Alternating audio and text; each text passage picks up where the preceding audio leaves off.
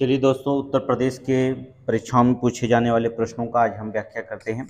उत्तर प्रदेश के कहाँ कहाँ से क्वेश्चन पूछे जाते हैं वहाँ की हम बात करते हैं।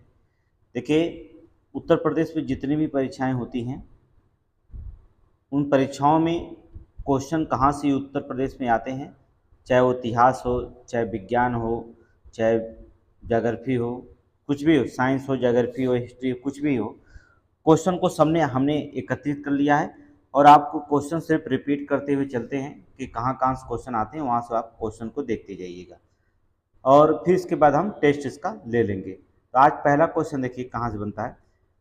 पहला क्वेश्चन जो बनता है, प्राचीन काल में आर्यों का जीविका उपार्जन का मुख्य साधन क्या था।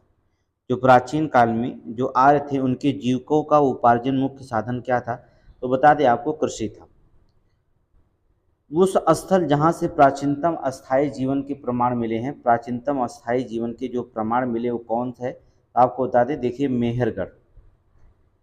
गंगा घाटी में धान की खेती का प्राचीनतम प्रमाण मिले हैं, कहाँ से, लहुरा देव से।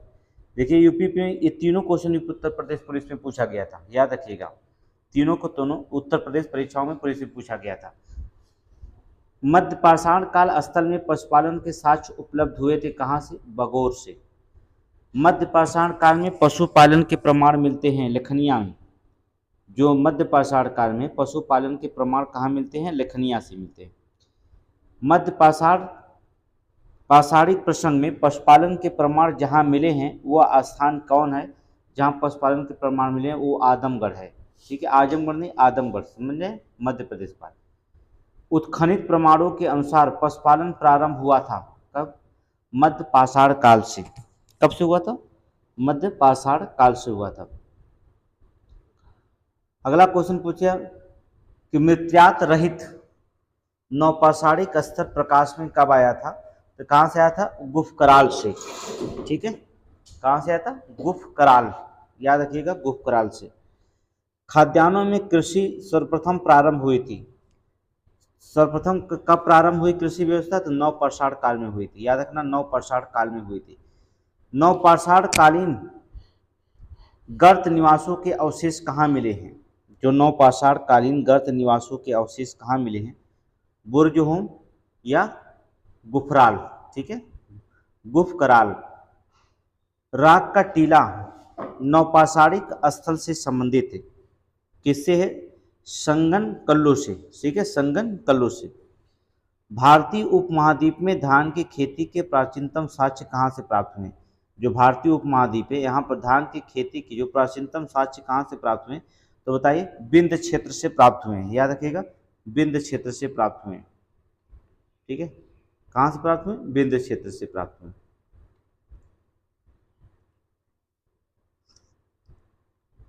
चलिए अगला देखेंगे, मानव द्वारा सर्वप्रथम अनाज का प्रयोग कौन होता था। जो मानव द्वारा अनाज प्रयोग करते थे वो कौन थे, जौ थे। कौन प्रयोग होता था, जौ का प्रयोग किया जाता था, याद रखिएगा, जौ का। यहां पर देखेंगे, आगे देखेंगे, वस्त्रों के लिए कपास की खेती। यहाँ पर देखिए, कपास की खेती का आरंभ सबसे पहले किसने किया था, तो कहाँ पर शुरू हुई थी, कपास की खेती के लिए, अर्थात ये खेती के लिए जो शुरू किया गया था वो आप कहाँ था, भारत में, याद रखिएगा, भारत में। बृहद पाषाण स्मारकों की पहचान की गई है। बृहद पाषाण स्मारकों की पहचान की गई कहाँ, मृतक को दफनाने के स्थानों के रूप में। एक ही कब्र में 3 मानव कंकाल निकाले गए हैं। देख रहे, एक ही कब्र से 3 मानव कंकाल कहाँ से प्राप्त किए थे, दमदमा से। कहाँ से प्राप्त हुए, दमदमा से। विंध्य क्षेत्र का वह शिलाश्रय जहाँ सर्वाधिक मानव कंकाल मिले हैं। जो सर्वाधिक मानव कंकाल मिले वो कहाँ पर, लेखनिया, याद रखिएगा, लेखनिया में। ठीक है, मोस्ट इंपॉर्टेंट है। जो सर्वाधिक जो होता मानव कंकाल कहाँ मिले हैं, लेखनिया में जो होता मिले हैं। भारत में वह शिलाश्रय जहाँ सर्वाधिक चित्र प्राप्त हुए हैं, जहाँ सर्वाधिक चित्र प्राप्त हुए, कहाँ पर, भीमबेटका में। कहाँ पर, भीमबेटका में। दधेरी एक परवर्ती हड़प्पी पुरास्थल है, कहाँ पर पड़ता है ये, जो दधेरी है एक परवर्ती हड़प्पी पुरास्थल है, कहाँ पर है, पंजाब में, याद रखिएगा, पंजाब में।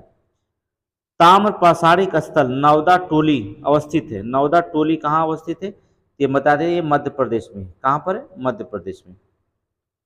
आगे देखेंगे, गैरिक मृदभांड पात्र ओसीपी का नामकरण हुआ था कहां पर? हस्तिनापुर। ठीक है, गैरिक मृदभांड पात्र जो होता ओसीपी का नामकरण हुआ था हस्तिनापुर में हुआ था। भारत का वह स्थल जहां खुदाई से लौह धातु के प्रचलन में प्राचीनतम प्रमाण मिले हैं। ठीक है, लौह धातु के प्राचीनतम प्रमाण मिले हुए हैं कहां पर? अतिरंजा खेड़ा में। कहां पर? अतिरंजा खेड़ा में। ताम्र पाषाण काल में महाराष्ट्र के लोग मृतकों के शरीर को फर्श के नीचे रखकर दफनाते थे। देख रहे हैं, ताम्र पाषाण काल में महाराष्ट्र के लोग जो थे मृतकों के शरीर को फर्श के नीचे जो होता है किस दिशा में वो दफनाते थे? तो उत्तर से दक्षिण की ओर। ठीक है, उत्तर से दक्षिण की दिशा में वो दफनाते थे। ठीक है, सारे इंपॉर्टेंट क्वेश्चन है, आप उसे ध्यान से देखेंगे। अगला पूछा गया, कोपेनहेगन संग्रहालय की सामग्री से पाषाण, कांस्य और लौह युग की त्रियोगी विभाजन किया था। किसने किया था? कांस्य, पाषाण और लौह युग का त्रियोगी विभाजन किसने किया था? थॉमसन ने किया था। किसने किया था? थॉमसन। आगे देखिए, क्वेश्चन पूछा गया, मध्य भारत में पुरापाषाणिक उपकरण की खोज करने वाले रॉबर्ट ब्रूस थे। एक भूगर्भिक वैज्ञानिक थे, भूगर्भ वैज्ञानिक थे। ताम्र पाषाण काल स्थल में नौडा टोला की उत्खनन किया था। किसने किया था? ESD संकालिया ने किया था। ठीक है, ये तो प्राचीन इतिहास हो गया आपका। अब यहां पर देखेंगे आपको सिंधु घाटी, जो सिंधु सभ्यता थी, सिंधु सभ्यता और संस्कृति से कहां से क्वेश्चन बनता है? उत्तर प्रदेश में। सिंधु सभ्यता और संस्कृति से कहां से क्वेश्चन बनता है? वहां पर देखेंगे। देखिए, सिंधु सभ्यता की संबंधित किससे है बता दें, तो आदि ऐतिहासिक युग से है। किससे है? आदि ऐतिहासिक युग से है। सिंधु सभ्यता संबंधित है आदि ऐतिहासिक है। हड़प्पा संस्कृति की उत्तरी सीमा का निर्धारण करता है कौन? उत्तरी सीमा, ये क्वेश्चन देखिए आरओ में पूछा गया है। हड़प्पा संस्कृति की उत्तरी सीमा निर्धारण करता है कौन? मांडा। सिंधु घाटी सभ्यता का वह स्थान जो अब पाकिस्तान में है, कौन है? हड़प्पा। हड़प्पा कहाँ पर है? पाकिस्तान में है। जो सिंधु घाटी सभ्यता था वो हड़प्पा उसका पाकिस्तान में चला गया। सिंधु सभ्यता, सिंधु घाटी सभ्यता के विकसित अवस्था में वह स्थल जहां घरों में कुओं के अवशेष मिले हैं। कहां पर कुओं के अवशेष मिले? मोहनजोदड़ो में। सिंधु सभ्यता के महान स्नानागार कहां प्राप्त हुए हैं?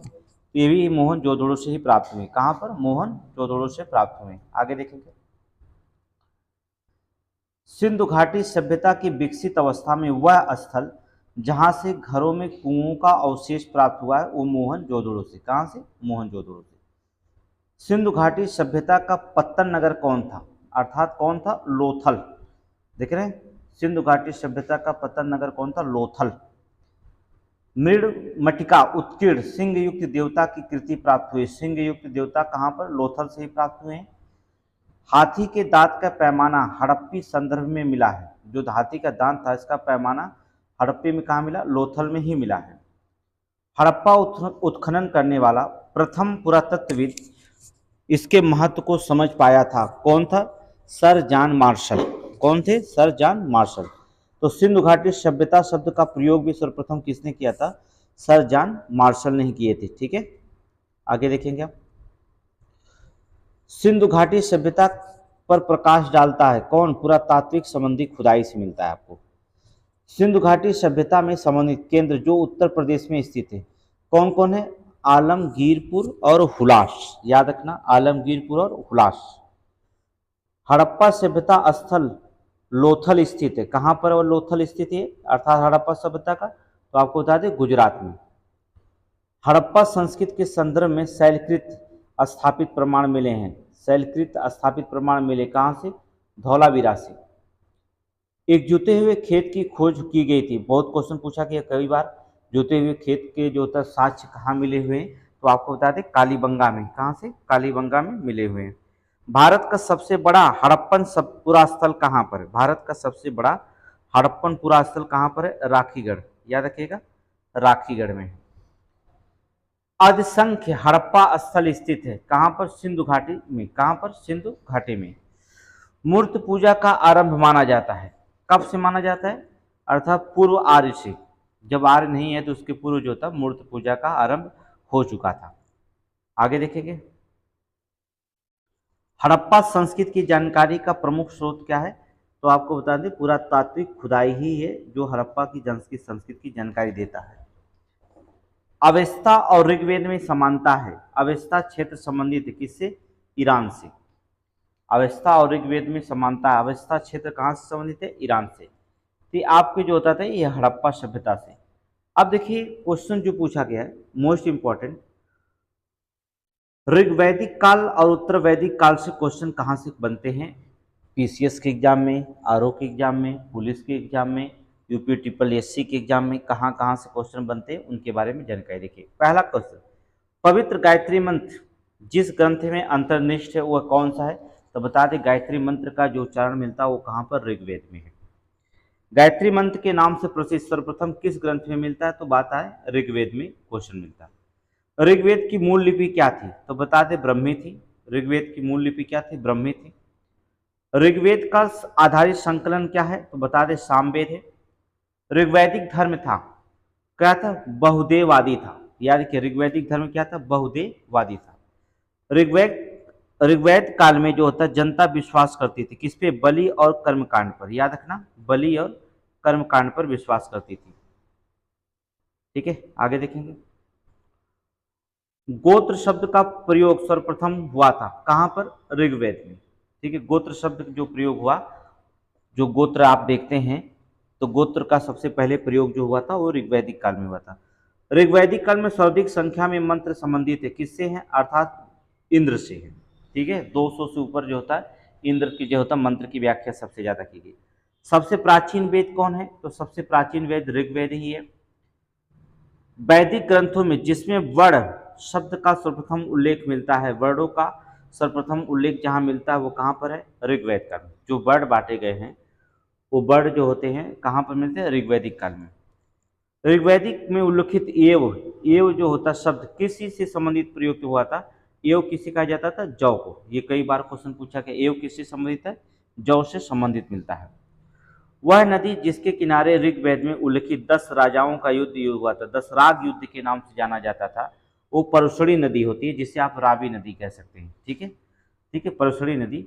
राजा सुदास की इसमें जीत हुई थी। याद रखना राजा सुदास की जो होता है इसमें जीत हुई थी। ठीक है, राजा सुदास। आगे देखेंगे, ऋग्वैदिक काल के प्रारंभ में महत्वपूर्ण मूल्यवान संपत्ति समझा जाता था। जो महत्वपूर्ण मूल्यवान था वो संपत्ति क्या समझा जाता था ऋग्वैदिक काल में? तो गाय को। गाय को जो था सबसे मूल्यवान संपत्ति समझा जाता था। ऋग्वैदिक काल में किस जानवर को अगन्या कहा जाता था? अगन्या किसे कहा जाता था? गाय को ही अगन्या माना गया था। ठीक है, अगन्या। वह वैदिक साहित्य जिसमें मोक्ष की चर्चा मिलती है, किसमें?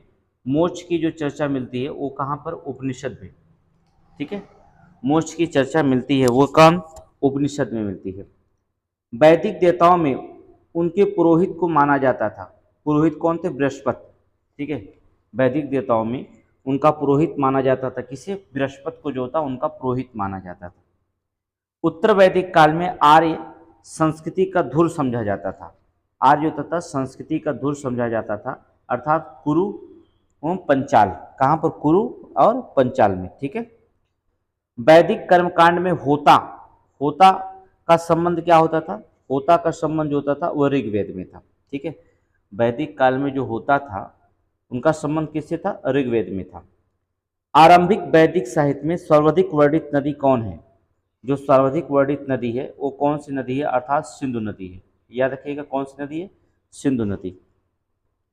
वह नदी जिसको ऋग्वेद में मतेत्मा, देवेत्मा, नदीत्मा से संबोधित किया गया था। ठीक है, किससे किससे किया गया था? मतेत्मा, देवेत्मा, नतीत्मा से संबोधित किया गया था। वो नदी कौन थी? अर्थात सरस्वती। ठीक है, ऋग्वेद में सरस्वती का कई नाम थे, मतेत्मा, देवेत्मा और नदीत्मा से नाम से संबोधित किया गया था। शुक्ल यजुर्वेद की संहिता क्या थी? शुक्ल यजुर्वेद की संहिता थी वाजसनेयी। ठीक है, कौन थी? वाजसनेयी।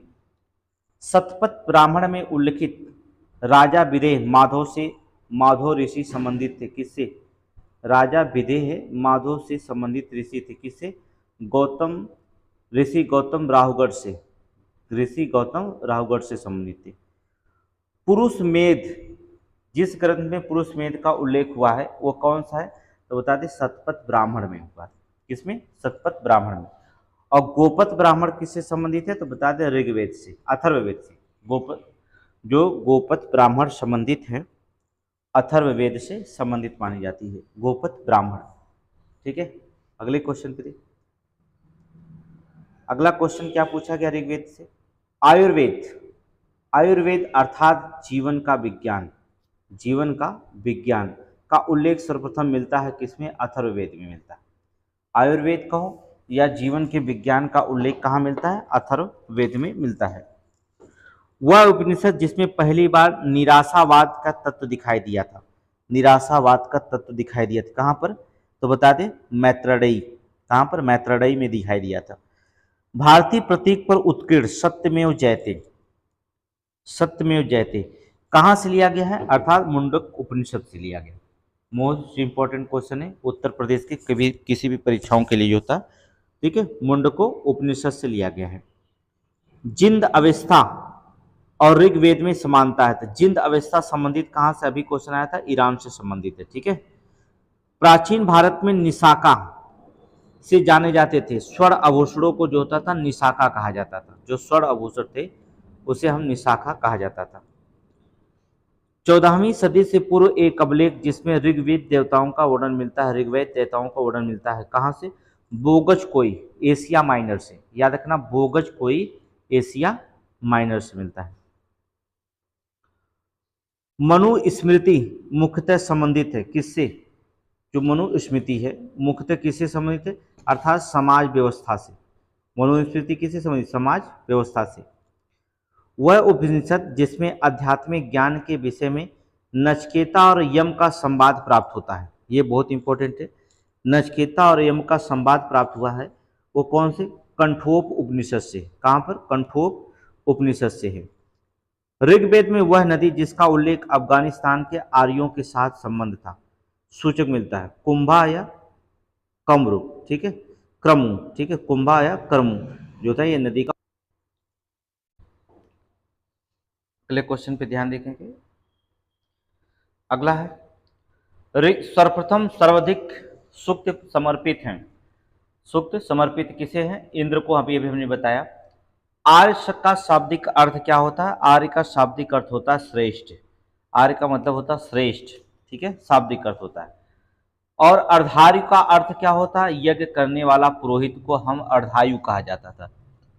ठीक है, आगे देखेंगे। उपनिषद, उपनिषद के राजा अष्टपति शासक थे। कैकेयी किसके साथ थे, कैकेयी के, किसके, कैकेयी के। सर्ग प्रतिसर्ग वंश या मानवोत्तर वंशानुरित संकेतक मिलते हैं कहां से, अर्थात पुराणों से। भारत का प्रथम विधि निर्माता माना जाता था कौन, मनु। मनु को जो होता है प्रथम विधि निर्माता माना जाता था। प्राचीन काल में महान विधि निर्माता कौन थे, अर्थात मनु ही थे। कौशेय देखेंगे, कौशेय शब्द का प्रयोग किया गया था, किसके लिए किया गया था, रेशम के लिए किया जाता था। कौशेय शब्द किसके लिए, रेशम के लिए। क्लासिकी संस्कृत में आर्य, आर्य शब्द का अर्थ क्या होता है, एक उत्तम व्यक्ति को आर्य कहा जाता है। ऋग्वेद क्या है, स्रोतों का संकलन है। ठीक है, ऋग्वेद क्या है, स्रोतों का एक संकलन होता है। ये जो था ऋग्वैदिक काल से इतने सारे क्वेश्चन जो होता है यूपीपी में, उत्तर प्रदेश पुलिस में, पीसीएस में, आरओ में और एआरओ में, यूपी SSSC में, सारे जगह एग्जाम्पल जो था उत्तर प्रदेश के सभी परीक्षाओं के लिए सबसे मोस्ट इंपॉर्टेंट क्वेश्चन ये रखा गया।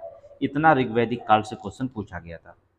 अब क्वेश्चन कहां से पूछा गया, 6ठी शताब्दी में राजनीतिक दशा और महाजनपदों के उदय के बारे में बताया जाता है। ठीक है, उदय के बारे में मगध साम्राज्य के। ये देखिए जो क्वेश्चन आपसे पूछे गए यहाँ पर सारे रखे गए हैं। ठीक है, कहाँ कहाँ से क्वेश्चन पूछा गया, 8 में, 7 में, 15 में, UP PCS mains, lower PCS, सारे क्वेश्चन जो होता है LDA UDA यूपी जो होता है परीक्षाएं होती थी पहले, LDA UDA के अब नहीं होती हैं। ठीक है, लोअर PCS के होते थे ये सारे question. Lower PCS special question जो आने वाला है यहाँ पर, यहाँ से पूछा गया था। तो क्या 6ठी शताब्दी ईस्वी में जो होता है जो जनपद थे उनकी दशा के बारे में पूछा गया। तो चलिए देखिए क्या क्या पूछा गया। पहला क्वेश्चन तो आपके यूपी पुलिस में पहले ही क्वेश्चन पूछा गया था कि 16 महाजनपदों का उल्लेख मिलता है। जो 16 महाजनपद थे इसका उल्लेख कहाँ मिलता है? अंगुत्तर निकाय में। ठीक है, अंगुत्तर निकाय में। कलिंग नरेश खारवेल किस वंश से संबंधित थे? अर्थात चेद वंश से संबंधित माने जाते थे। 6ठी शताब्दी ईसा पूर्व में मत्स्य महाजनपद स्थित था। जो मत्स्य महाजनपद कहाँ स्थित था? तो बता दें राजस्थान में स्थित था। किस प्राचीन नगर को अवशेष कुम्भहार स्थल से प्राप्त हुए? कुम्भहार स्थल से प्राप्त हुए तो किससे? पाटलिपुत्र से। मालवा क्षेत्र पर मगध की सत्ता का विस्तार किसके शासनकाल में हुआ था? मगध की सत्ता का जो था विस्तार किसके शासनकाल में हुआ था? अर्थात शिशुनाग वंश में हुआ था। मगध का वह शासक जिसने राजरोहण के लिए अपने पिता की हत्या की एवं स्वयं इसी कारणवश अपने पुत्र के द्वारा मारा गया था, अर्थात कौन था? अजातशत्रु। अजातशत्रु जो था मगध का वह शासक था जिसने अपने पिता की हत्या कर दी थी, स्वयं जो था इसी कारणवश इसका पुत्र जो था ने भी जो था इसकी क्या कर दिया? हत्या कर दिया था। अगला है मगध का वह सम्राट जो अपरोपम परशुराम के नाम से जाना जाता था। ठीक है, अपरोप परशुराम के नाम से जाना जाता था। कौन था? महापद्मनंद। कौन था? महापद्मनंद था। प्राचीन श्रावस्ती का नगर विन्यास आकृति कैसी थी? श्रावस्ती की नगर विन्यास आकृति कैसी थी? तो बता दें अर्धचंद्राकार थी। कौन थी? अर्धचंद्राकार थी। 6ठी शताब्दी ईसा पूर्व में सुक्तमती राजधानी थी। सुक्तमती की राजधानी क्या थी? चेद थी। ठीक है, अब लिखित साक्ष्य में प्रकट होता है कि नंद राजा के आदेश से एक नहर खोदी गई थी। कहाँ पर? नंद राजा के आदेश पर जो था एक नहर खोदी गई थी। कहाँ पर? कलिंग में। कहाँ पर खोदी गई थी? कलिंग में खोदी गई थी। उदयन और वासदत्ता की दंत कथा कहाँ से संबंधित मानी जाती है? तो बता दिए कौशाम्बी से। उदयन और वासदत्ता की दंत कथा क्या थी? कौशाम्बी से मानी जाती है। तो ये था आपका।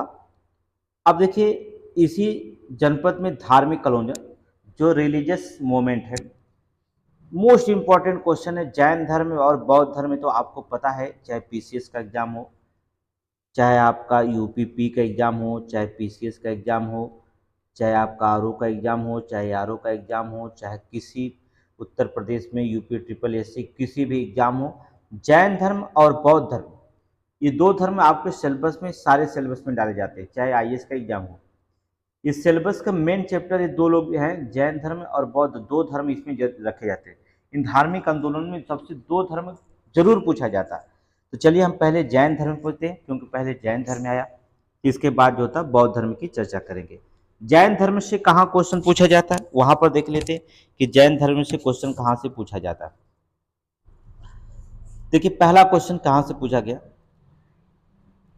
जैन धर्म के संस्थापक, जैन धर्म के संस्थापक कौन थे? आपको पता है जैन धर्म के संस्थापक ऋषभदेव थे। प्रथम तीर्थंकर कौन थे? ऋषभदेव थे। महावीर स्वामी का जन्म स्थान कहाँ हुआ था? कुंडल वन में, अर्थात कुंडलपुर में हुआ था। महावीर स्वामी को ज्ञानोदय प्राप्त हुई। ज्ञान की प्राप्ति कहाँ हुई थी महावीर स्वामी के? अर्थात ऋषपालिका नदी के तट पर हुई थी। कौन नदी पर? ऋषपालिका नदी के तट पर। महावीर स्वामी का प्रथम अनुयायी कौन था? बहुत बार क्वेश्चन पूछा गया, महावीर स्वामी का प्रथम अनुयायी कौन था? तो प्रथम अनुयायी कौन था? जयमाली। प्रथम अनुयायी कौन था? जयमाली जो था प्रथम अनुयायी था। अगला क्वेश्चन देखिए पूछा गया, त्रिरत्न, त्रिरत्न सिद्धांत, सम्यक धारण, सम्यक चरित्र, सम्यक ज्ञान, जिस धर्म की महिमा है वो कौन सा है? आपको बता दें जैन धर्म की। सम्यक धारणा, सम्यक चरित्र, सम्यक ज्ञान, ये तीन जो होता त्रिरत्न सिद्धांत देने वाले व्यक्ति जैन धर्म से संबंधित है। आजीवक संप्रदाय किसे संस्थापक कौन थे? तो मक्खल गोशाल। आजीवक संप्रदाय के संस्थापक कौन थे? मक्खल गोशाल। प्रारंभिक जैन साहित्य किस भाषा में लिखा गया था? जो प्रारंभिक जैन साहित्य किस भाषा में लिखा गया था? तो बता दें अर्धमगधी भाषा में। किस भाषा में लिखा गया था? अर्धमगधी भाषा में लिखा गया था। यापनी एक संप्रदाय था, किससे थे? यापनी एक संप्रदाय था, किसे? जैन धर्म का। ठीक है, यापनी एक संप्रदाय था जैन धर्म का। तीर्थंकर शब्द संबंधित हैं, तीर्थंकर शब्द जो होता है संबंधित है किससे? अर्थात जैन धर्म से। ठीक है, जैन धर्म से संबंधित है। वह जैन सभा जिसमें अंतिम रूप से श्वेतांबर का आगम संपादन हुआ था, कहाँ पर? वल्लभी में। ठीक है, कौन सी सभा थी? वल्लभी। अगला क्वेश्चन देखिए कहाँ से पूछा गया। प्रभास गिरी जिसका तीर्थ स्थल है वे कौन है? जैन धर्म। जैन धर्म का स्थल कौन है? प्रभासगिरी। वह धर्म जो विश्व विनाशकारी प्रलय की अवधारणा में विश्वास नहीं करता है। ठीक है, विश्व विनाशकारी प्रलय की अवधारणा में विश्वास नहीं करता है, अर्थात विश्व का विनाशकारी प्रलय नहीं होगा, सभी विश्व में नहीं होगा, इस पर विश्वास नहीं करता। वो कौन धर्म है? जैन धर्म है। ठीक है। बुद्ध का जन्म, अर्थात बुद्ध का जन्म कब हुआ था? अर्थात बुद्ध का जन्म लुम्बिनी में हुआ था। कहाँ पर हुआ था? लुम्बिनी में हुआ था। बुद्ध की मृत्यु जहाँ हुई तो वह स्थान कहाँ है? उत्तर प्रदेश में है, कुशीनारा, उत्तर प्रदेश, पावापुरी। ठीक है। बुद्ध के जीवन की वह घटना जिसको महाअभिनिष्क्रमण काल के ना जाना जाता है, तो किसमें जाना जाता है? अर्थात गृह त्याग। जब वो घर को त्यागे थे तो उन्हें क्या कहा जाता है? महाअभिनिष्क्रमण काल की जान से जाना जाता है। गौतम बुद्ध ने अपना प्रवचन दिया था, प्रथम प्रवचन कहाँ दिया था? अर्थात अपना प्रथम प्रवचन दिया था सारनाथ में 5 भिक्षुओं को, जो उनके साथ ज्ञान प्राप्ति के लिए निकले थे और छोड़ करके चले गए थे। उन्हीं 5 भिक्षुओं को सर्वप्रथम जाकर के गौतम बुद्ध ने अपना प्रथम प्रवचन दिया था। बुद्ध के उपदेश इसमें संबंधित है आचरण की शुद्धता और पवित्रता से, आचरण की शुद्धता और पवित्रता से संबंधित है। भारतीय कला में बुद्ध के जीवन की किस घटना को मृग सहित चक्र द्वारा हुआ था? ठीक है। भारतीय कला में बुद्ध के जीवन की किस घटना का चित्रण जो था मृग सहित चक्र द्वारा हुआ था? अर्थात प्रथम उपदेश। कौन सा? प्रथम उपदेश। धर्म चक्र प्रवर्तन किया गया था, धर्म चक्र अर्थात सारनाथ में धर्म चक्र प्रवर्तन किसे के? जहाँ प्रथम उपदेश दिए थे महात्मा बुद्ध जी ने, गौतम बुद्ध जी ने जहाँ प्रथम उपदेश दिया जाता, प्रथम उपदेश को ही धर्म चक्र प्रवर्तन कहा जाता है। तो कहाँ पर दिए थे? सारनाथ में दिए थे। सारनाथ में अपना प्रथम वाचन दिया था कौन? भगवान बुद्ध। बुद्ध ने सर्वाधिक उपदेश कहाँ दिए थे? श्रावस्ती में, और सर्वाधिक उपदेश भी दिए थे और सर्वाधिक समय भी श्रावस्ती में ही बिताए थे। ठीक है। आगे देखेंगे। बौद्ध संघ में भिक्षुणी के रूप में स्त्रियों के प्रवेश की अनुमति बुद्ध द्वारा दी गई थी। कहाँ पर दी गई थी? वैशाली में। ठीक है। कहाँ पर? वैशाली में दी गई थी। बुद्ध के जीवन काल में ही संघ का प्रमुख होना चाहता था। ये भी देखिए पुलिस में पूछा गया था। कौन? देवदत्त। बुद्ध के जीवन काल में ही जो होता संघ का प्रमुख होना चाहता था। कौन? देवदत्त जो होता था। बुद्ध द्वारा रूपांतरित में अंतिम व्यक्ति कौन था? रूपांतरित अर्थात सुबुद्ध था। क्वेश्चन पूछ सकता है बुद्ध ने अंतिम अपना उपदेश किसे दिया था? तो सुबुद्ध को जो था अपना अंतिम उपदेश दिया था। त्रिपिटक क्या है? बुद्ध के उपदेशों का संग्रह है। बुद्ध के उपदेशों का संग्रह को क्या कहा जाता? त्रिपिटक कहा जाता। बौद्ध रत्न में त्रिरत्न इंगित करता है किसको? बुद्ध, धम्म और संघ। याद रखना है, ये भी क्वेश्चन पूछा गया है। बुद्ध, धम्म और संघ त्रिरत्न इंगित करता है। तो कहीं बुद्ध की जगह बौद्ध लिखा गया था विकल्प में, तो वही गलत था। ठीक है, यहाँ बुद्ध होना चाहिए था। प्रथम बौद्ध संगीत का समिति का आयोजन हुआ था अजातशत्रु के शासनकाल में हुआ था। प्रथम बौद्ध समिति का आयोजन किसके शासनकाल में हुआ था? अजातशत्रु के शासनकाल में हुआ था। संसार अस्थिर और क्षणिक है, ये कथन किसका है? अर्थात ये कथन किसका? बौद्ध। ठीक है, बुद्ध जी का है। वह ग्रंथ जिसमें संघ के जीवन के नियम प्राप्त होते हैं अर्थात विनय पिटक है। विदेशी राजा जिसने समुद्रगुप्त के अनुरोध किया था कि उसे बौद्ध विहार बनाने की अनुमति दी जाए। कौन सा जो था विदेशी राजा था जिससे समुद्रगुप्त से यह अनुरोध किया कि भारत में जो होता है बौद्ध विहार बनाने की जो था अनुमति दी जाए? तो वो था मेघवर्मन। याद रखना, मेघवर्मन।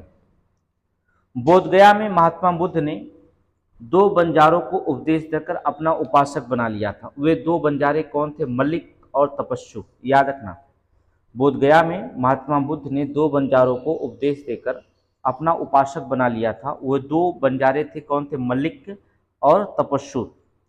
सप्तपर्णी गुफा स्थित है, कहाँ पर है? अर्थात राजगिरी, बिहार में। ठीक है, सप्तपर्णी गुफा कहाँ पर है? राजगिरी अर्थात बिहार में स्थित है। विशुद्धगम मग्घ नामक पुस्तक किस संप्रदाय से संबंधित होता है?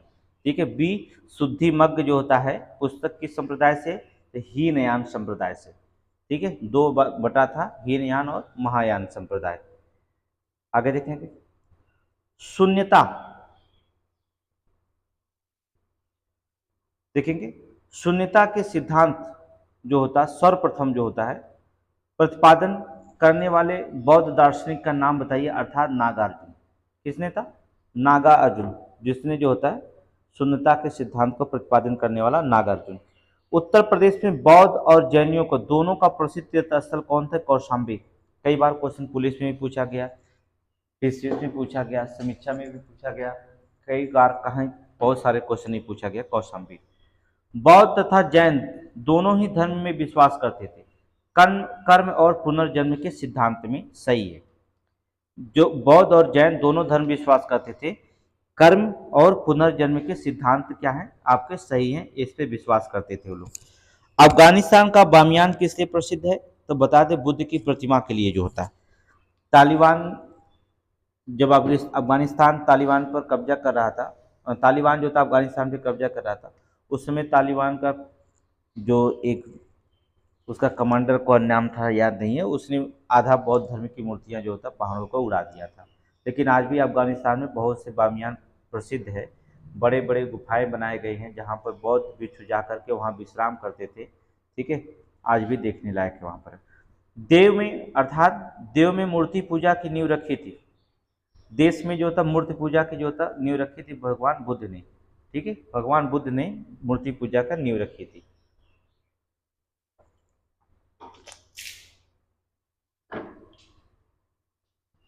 अगला, वह काल जिसमें बुद्ध की खड़ी प्रतिमा बनाई गई है, अर्थात कुषाण काल में, कुषाण काल में बुद्ध की जो होता है खड़ी प्रतिमा बनाई गई।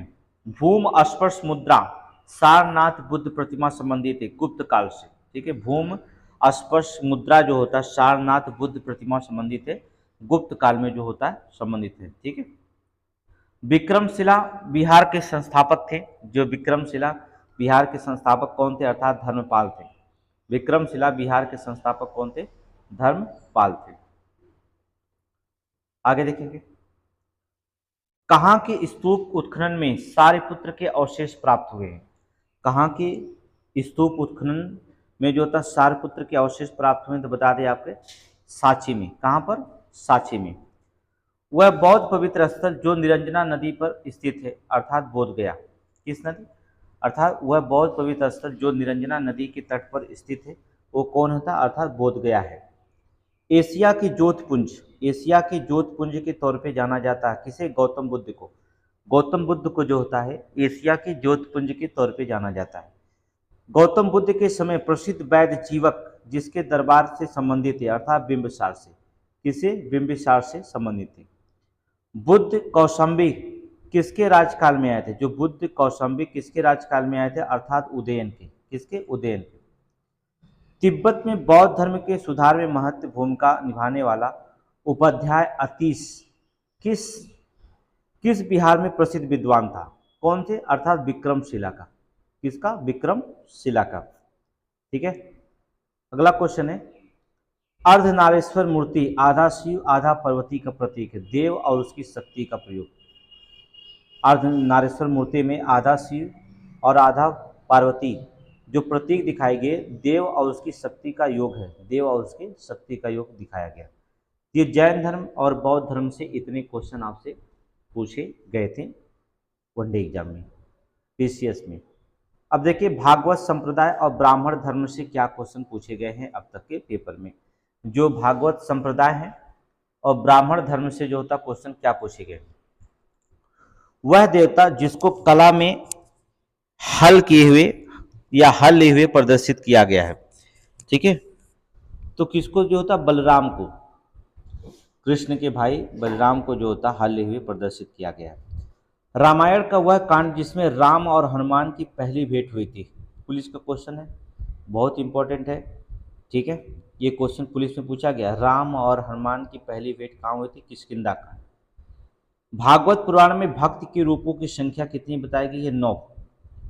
तुम्हारा अधिकार कर्म पर है, फल की प्राप्ति पे नहीं, ये किस ग्रंथ में लिखा गया है कि तुम कर्म करो फल की इच्छा ना करो? अर्थात भागवत गीता में। गीता में लिखा गया तुम्हारा अधिकार कर्म पर है, फल की प्राप्ति पर नहीं है, अर्थात कहाँ पर? गीता में लिखा गया है।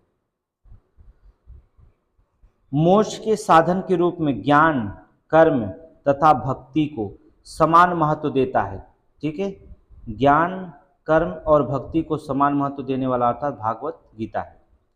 भागवत धर्म से संबंधित प्राचीन अभिलेखी साक्ष्य मिलता है यहाँ पर हेलियोडोरस बेसनगर अभिलेख से, हेलियोडोरस बेसनगर अभिलेख से आदि शंकराचार्य द्वारा स्थापित 4 मठ स्थित है, अर्थात आदि शंकराचार्य द्वारा स्थापित 4 मठ स्थित है। कौन कौन है? जो शंकराचार्य ने 4 कोने पे 4 मठ बनाया था, जोशी मठ, द्वारिका, पुरी और सिंगेरी। जोशी मठ, द्वारिका, पुरी और सिंगेरी। नैनार थे, नैनार किसे थे? शैव धर्म अनुयायी थे। किसे थे? शैव धर्म अनुयायी। नैनार कौन थे? शैव धर्म अनुयायी थे। देखिए, चलिए, सुमेलित क्या है? वल्लभाचार्य ने पुष्टि मार्ग, रामानुज ने विशिष्ट देव जो था विशिष्ट द्वैतवाद या विशिष्टा द्वैत, माधवाचार्य ने द्वैतवाद, शंकर ने अद्वैतवाद। ये क्वेश्चन पूछा गया था मिलान करने के लिए। ठीक है, आगे देखेंगे मौर्य साम्राज्य के बारे में क्या क्वेश्चन पूछा गया है। मौर्य साम्राज्य मोस्ट इंपॉर्टेंट है, यहां से क्वेश्चन कई पूछे गए मौर्य साम्राज्य के बारे में। देखिए, ये सारे क्वेश्चन जो होता सभी क्वेश्चंस जो होते हैं, जितने भी क्वेश्चन पूछे गए सारे इंपॉर्टेंट क्वेश्चन रखे गए हैं। इनको जो होता है आप चाहे नोट्स बनाएंगे, चाहे इसे 2-3 बार पढ़ लीजिएगा, वीडियो देख लीजिएगा, आपको फिर दोबारा अगर वीडियो देखते हैं तो 20% से आप 70% याद हो जाएगा, तो फिर 30% आप दिमाग लगा करके क्वेश्चन को हल कर ले जाएंगे। बहुत आसान है, क्वेश्चन एक भी नहीं छूटना चाहिए, कोई भी कंपटीशन आप दे रहे हो। ठीक है, क्वेश्चन एक एक क्वेश्चन का महत्व होता है। देख रहे हैं पॉइंट पॉइंट का हिसाब लिया जा रहा है। अब जो होता जितना भी मेरिट जा रही देख रहे हैं 64 पॉइंट फला है, 63 पॉइंट फला है। पॉइंट में क्वेश्चन जो होता प्रश्न देख रहे हैं मेरिट आ रही है, तो एक एक क्वेश्चन बहुत इंपॉर्टेंट क्वेश्चन रखा जाता है। प्रथम भारतीय साम्राज्य स्थापित किया था किसने? चंद्रगुप्त मौर्य ने। याद रखिएगा, जो प्रथम भारतीय साम्राज्य स्थापित किया था वो कौन था? चंद्रगुप्त मौर्य ने। सेंड्रोकोटस, चंद्रगुप्त मौर्य और सिकंदर महान की भेंट कहाँ मिलती है? अर्थात उल्लेख किया गया जस्टिन ने। भेंट का उल्लेख किया, किसने उल्लेख किया है? अर्थात जस्टिन ने उल्लेख किया है। जल की आवश्यकता को ध्यान में रखते हुए जिस प्रथम शासक ने गिरनार क्षेत्र में एक झील का निर्माण करवाया था वो कौन था? चंद्रगुप्त मौर्य था, अर्थात चंद्रगुप्त मौर्य। ठीक है, जल की आवश्यकताओं को ध्यान में रखते हुए जो होता है जिस प्रथम शासक ने गिरनार क्षेत्र में जो होता है एक झील का निर्माण करवाया था वो चंद्रगुप्त मौर्य था। अभिलेख जिसमें यह प्रमाणित होता है कि चंद्रगुप्त का प्रभाव पश्चिम भारत पर था, किससे हुआ था? ये प्रमाणित होता है कि पश्चिम पे प्रभाव था। तो रुद्रादामन का जूनागढ़ अभिलेख, रुद्रागढ़ अर्थात रुद्रादामन का जूनागढ़ अभिलेख में जो होता है मिलता है। आगे देखेंगे, कौटिल्य का अर्थशास्त्र है एक क्या है? शासन के सिद्धांतों की पुस्तक, शासन के सिद्धांतों की पुस्तक है। मैकियावेली प्रिंस से की जा सकती है, जैसे किसकी तुलना मैकियावेली के प्रिंस से की जा सकती है, तो किससे की जाती है? अर्थात कौटिल्य का अर्थशास्त्र जो होता है, कौटिल्य के अर्थशास्त्र। राज्य के सप्तांग सिद्धांत के अनुसार राज्य का 7वां अंग क्या था? तो राज्य में जो था सप्तांग सिद्धांत के अनुसार जो था राज्य का 7वां अंग क्या था? मित्र था। कौन था? मित्र। चाणक्य अपने बचपन के किस नाम से जाने जाते थे? तो विष्णुगुप्त, उनका बचपन का नाम था विष्णुगुप्त। अर्थशास्त्र के अनुसार सीता भूमि पर अभिप्राय क्या था? ये जो था जनजाति द्वारा जोती जाने वाली भूमि थी। ठीक है, सीता क्या?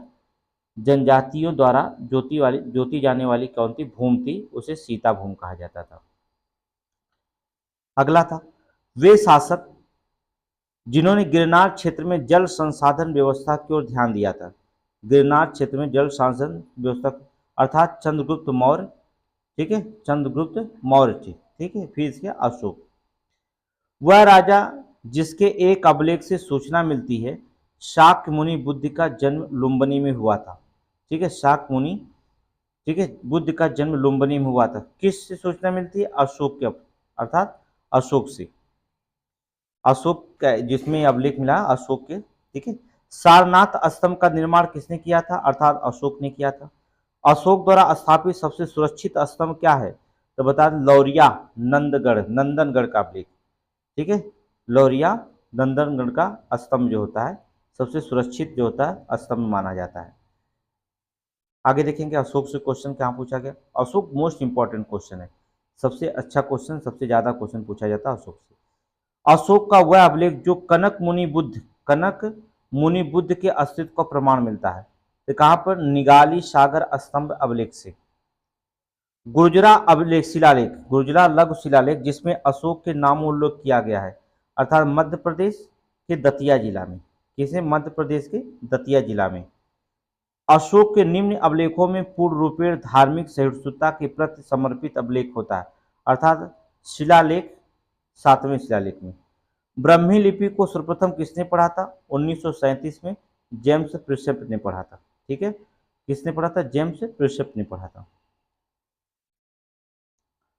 वह स्थान जहां प्राक अशोक ब्राह्मी लिपि का पता चला था, ठीक है। प्राक अशोक ब्राह्मी लिपि का पता चला था, वो कौन था स्थान था, अनुराधापुर।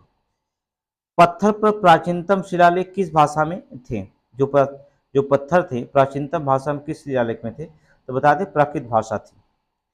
अपने साम्राज्य के उत्तरी पश्चिमी भाग में उत्कीर्ण राजाओं के लिए अशोक ने लिपियों का प्रयोग किया था, आर्मेइक, ग्रीक और खरोष्टी, आर्मेइक, ग्रीक और खरोष्टी। इलाहाबाद में अशोक का स्तंभ किस शासक के बारे में सूचना मिलती है, प्रदान करता है, तो बता दिए समुद्रगुप्त के, बहुत बार क्वेश्चन पूछा गया। इलाहाबाद के अशोक का स्तंभ में किस शासक के बारे में जो होता है सूचना प्राप्त होती है, तो समुद्रगुप्त के बारे में। फायान भारत में कब आया था, तो बता दें 399 एडी में आया था। फायान भारत में कब आया, 300। कलिंग के युद्ध का विवरण हमें ज्ञात होता है, कलिंग के युद्ध का विवरण हमें ज्ञात होता है कहाँ से, 13वें शिलालेख में, ठीक है, 13वें शिलालेख में। आगे देखेंगे मौर्यन मंत्रिपरिषद में राजस्व इकट्ठा करने से संबंधित था, कौन था, समाहर्ता। अशोक के समकालीन तुर्मय का राजा था, अशोक का समकालीन तुर्मय का राजा कौन था, तो बता दें मिस्र, ठीक है, मिस्र का, ठीक है। तुर्मय कहाँ का राजा था, मिस्र का राजा था, जो अशोक के समकालीन था। मकदूनिया में अशोक का समकालीन राजा कौन था, मकदूनिया में जो था अशोक का, तो बता दें एंटीगोन गोंटास। टालमी फिलाडेल्फस जिसके साथ अशोक के राजनय संबंध थे, कहाँ का शासक था, जो टालमी डिल्फस था वो कहाँ का शासक था, मिस्र का था, ठीक है, कहाँ का था, मिस्र का। एक इतिहासकार के अनुसार शिलालेखों में अशोक ने जिस धर्म का प्रतिपादन किया था वह वस्तुतः राजधर्म क्या था, फ्रीट, कौन धर्म था, फ्रीट था। आधुनिक देवनागरी लिपि का प्राचीन रूप क्या है, जो आधुनिक देवनागरी लिपि है उसका प्राचीन रूप क्या है, तो बता दिया आपको ब्रह्मी, क्या है, ब्रह्मी। किसने सहिष्णुता, उदारता, करुणा के त्रिविध आधार को राजधर्म की स्थापना की थी, तो कौन किया था, अर्थात अशोक ने किया था, याद रखना, ये मोस्ट इंपॉर्टेंट है। सांची का स्तूप बनवाया था, जो सांची का स्तूप किसने बनवाया था, तो सांची का स्तूप किसने बनवाया था, अभी आया था ऊपर क्वेश्चन, अशोक ने बनवाया था।